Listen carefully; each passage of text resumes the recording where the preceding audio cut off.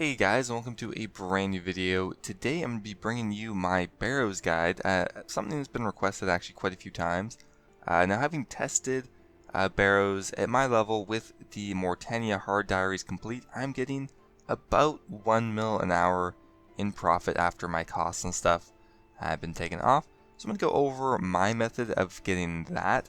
I'm not going to be going over every single possible gear setup or way to get there or way to kill them. And be more of a compact guide. But yeah, so hopefully you enjoy, and let's get started. So how should you get to Barrows? And first and foremost, I would just recommend using Barrows teleports. They're quick, easy to get, and they don't have a requirement to use. They're only about 2.6k on the Grand Exchange right now, and that's going to pay for itself in how quick you get there. You'll be able to do more runs per hour, and I think overall they will pay for themselves. Another viable option is teleporting to Berg de Rot. However, you will need the Mortania hard diaries completed just to use the teleport. So overall, the Barrows teleport tabs can be used at a lower level and are just easier. I would not recommend using any of the other shortcut routes, like using the Myrick shortcut or running all the way from Canifis. It's just not going to be worth it, so just don't do it. Buy Barrows teleport tabs, or if you really want to, you can use the Berg de Rot teleport. So now for the skill requirements, you will definitely want 75 magic and 75 range.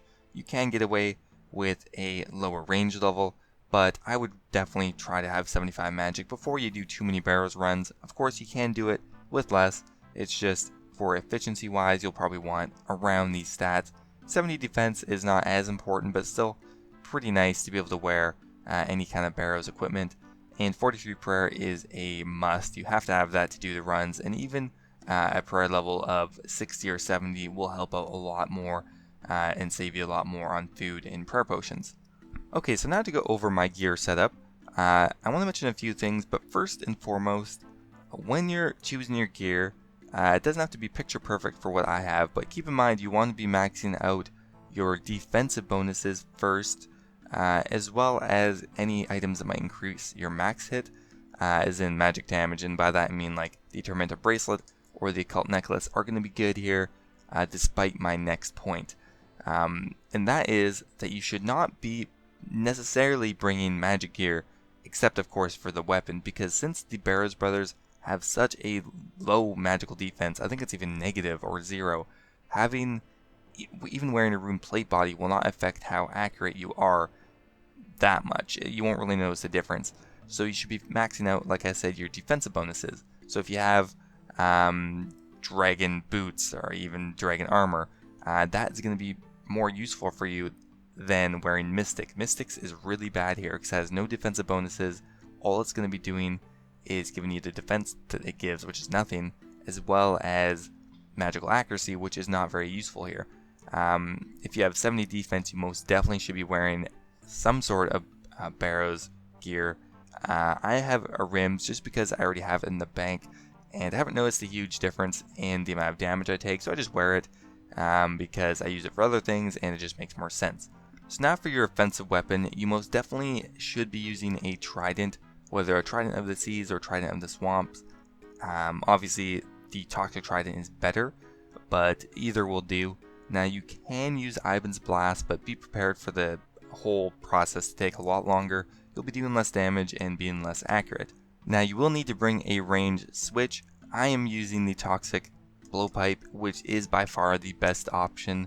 You can use a magic shortbow or even a rune crossbow if you really want to, but the Toxic Blowpipe is going to be the best. With it, I'm also bringing some God D'hide, which just happens to give a bit of a prayer bonus. Not a huge deal. You can easily use Black D'hide and Black D'hide bottoms, and you might have noticed I just have the snakeskin boots equipped, as well as the Ava's accumulator equipped, just throughout the whole run, because it doesn't affect your damage and your accuracy, and it's just easier to wear and just do a 3-way switch. That's the gear I am using. On top of that, I am bringing a Ring of Dueling, which is used to teleport back to Clan Wars. Okay, so I'm going to go ahead and do a full Barrows run for you guys right now. Just to quickly go over my inventory setup, all I'm bringing is honestly some pretty newbie food, because you just really don't take that much damage, as well as a prayer potion, a spade, and my Barrows teleport tabs. Prayer potions will occasionally get used, but not honestly that much either. So let's go ahead and teleport to Barrows with the teleport tabs you should have bought. So first thing you're going to notice is that there are 6 mounds that you're going to have to dig down and fight the Barrows brothers. Now in one of those mounds, he is not going to be there, and you will go deeper down into the tunnel. So the way I start doing this is, first up, I always start with the rock. He is the most damaging and just the most scary, so you want to get him out of the way first while you most definitely have prayer. So you're going to just dig down and pray melee. Now I usually get right here next to the ladder just because it's the quickest to get out of here once you're done. You can see that the Trident of the Swamp just rips through them very quickly. I don't really bother putting on Mystic Might or anything because your prayer gets drained pretty quickly anyway, and I don't think it would actually do anything because your accuracy is already so good. You might do a couple extra damage, but it's not a huge deal. So once you're done, take off your prayer and head back up. Now from there, I usually just do a big clockwise circle around the middle mound, and I hit that one last. The reason I do a rims last is, for one, he does actually drain your stats. I'm not really sure if that would affect your magic too much, but either way, I just do him last because it's just the way I do it. Guthans is next. Same thing, you're just going to pray melee against Guthans. So next up is Krill. He's going to be using range, so you're going to be praying range. And I still just continue to use my magic attack because it does seem to rip through Krill just as good as the melee brothers. So no problem there. Krill is another brother that tends to actually do quite a bit of damage as well, so you're definitely going to want to be praying the whole time against him. The other ones you can kind of get away with just tanking, but those two tend to rip through you a lot easier, so just end up praying is the best way to go. Next up is Torag. Torag's kind of a pushover. Okay, so Torag is actually the one in the tunnel, so once you figure out where your tunnel buddy is, just go back up and ignore it for now.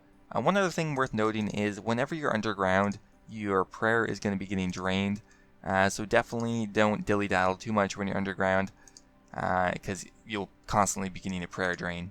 Next up is Varrock. So once again, you're just going to be praying melee against him, although his special ability lets him hit through prayer, but you'll definitely be reducing the damage by praying, so definitely, if you have the prayer points, definitely use them. And last up is a Rim. Now Rim's the only one you'll actually have to be using the gear switch for, so here I switch to my range gear and then go down. If you have prayer points left, use them, but otherwise it's not a huge deal. A Rim doesn't tend to do a lot of damage. Usually I'll just dump the toxic blowpipe specs into him, because it gives you an extra bit of HP and just helps you kill him quickly.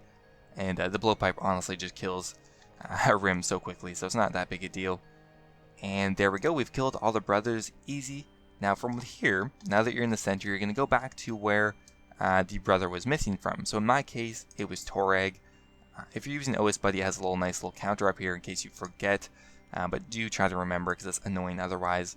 So from here, you're going to enter the catacombs through the sarcophagus, and now you're going to notice that you're in a giant room with some interior rooms and some exterior hallways. You're always going to spawn in a room in the corner. So once you get down here, you're going to want to orient yourself towards the chest. If you zoom out, you will actually be able to see which door you can go through usually. So you can see here, can't open it, can't open it, can't quite see that one, but this one here you can see I can open. So this is going to be the room I can enter through.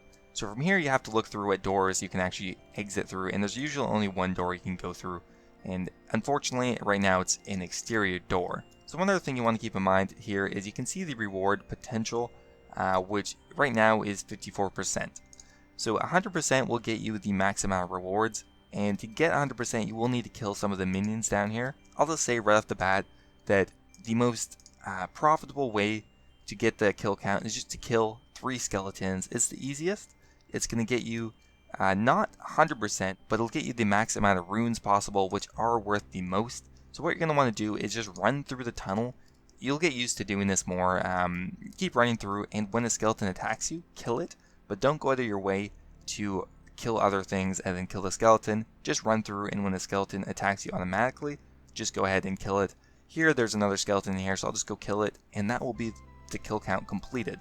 You're going to want to always be running through the tunnel. You don't want to stop and search for monsters. Just focus on getting through to the chest, and normally you can get the kill count just by running there. So I've already got it. I'll need to only kill Torag, and that'll be it. So I'm just continuing to run around here until I get to the door. Sometimes you'll get lucky and you can get there right away, or sometimes you gotta run all the way around, which is a little annoying as well. So you'll notice that this time that Torag actually spawned in the tunnel. Sometimes that'll happen, or sometimes they'll spawn in the chest. Now, I'll normally just tank them up unless it is Duroc or Kirill. If it's Duroc or Kirill, I'll drink 1 dose of prayer potion and then go ahead and put on the respective prayer. If it's anyone else, I just tank them, because look, I did not even take 1 hit. Sorry, I took 1 hit, but honestly not that big a deal. There we go, we're done. Now the last thing you have to do is know the puzzle for the door, and this just takes practice. I'll put the solutions onto the door, but one thing worth noting is if you wait until they're just about to hit you and then click on it, you'll have a lot more time to figure out the puzzle. Otherwise, you kind of have to be very quick about it. But there we go. That is a Barrows chest looted. And we actually did get some bolt racks this time, which is very rare.